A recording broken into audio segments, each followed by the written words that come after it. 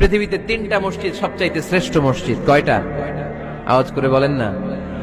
1 number মসজিদুল হারাম, ফাওয়াল্লু উজুহাকুম শাতরা, যেখানেই তোমরা নামাজ পড়ো না কেন মসজিদের হারামের দিকে হয়ে নামাজ পড়ো। কেবলা কোন দিকে আজকে? এদিকে, এইদিকে কেবলা। আমি যদি এদিকে হয়ে পড়ি নামাজ হবে না? হবে না কেন? কারণ কেবলামুখী হয়ে নামাজ পড়া ফরজ। চিল্লায় বলেন ঠিক কিনা? মসজিদুল হারাম পৃথিবীর প্রথম মসজিদ।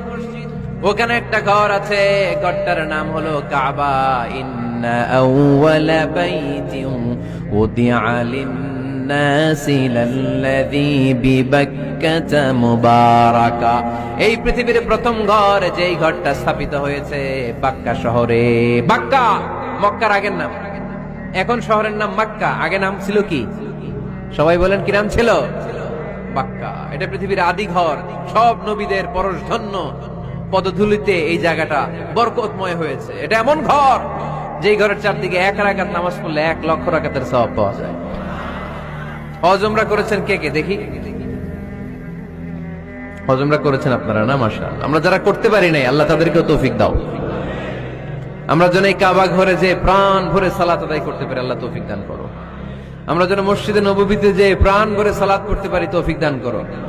আল্লাহর হাবিব সাল্লাল্লাহু আলাইহি ওয়াসাল্লামের কবরের সামনে দাঁড়িয়ে যেন আমরা প্রাণ খুলে মন প্রাণ উজাড় করে বিশ্বনবী সাল্লাল্লাহু আলাইহি ওয়াসাল্লামকে সালাম দিতে পারি, আল্লাহ তৌফিক দান করো।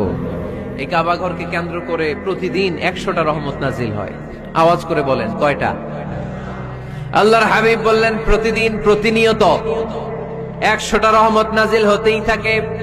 60টা রহমত তাদের উপর নাজিল হয় যারা কাবা ঘরের চারদিকে তাওয়াফ করে।